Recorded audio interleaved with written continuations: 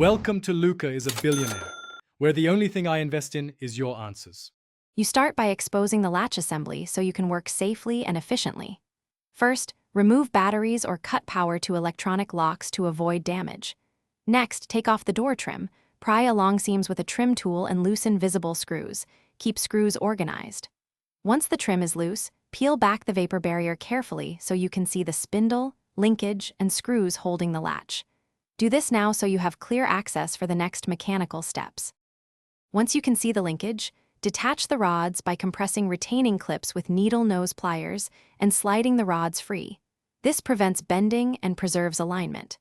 Then remove the screws that hold the latch plate, working in a cross pattern if there are multiple fasteners to avoid binding. After screws are out, pull the spindle and latch mechanism straight out from the door edge, turning slightly if it binds. Make sure you keep any gaskets and shims together to maintain a correct fit on reassembly.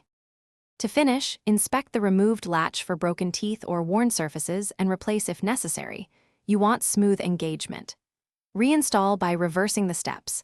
Slide latch into position, secure screws hand tight, then torque evenly, reconnect rods and clip them in their original orientation.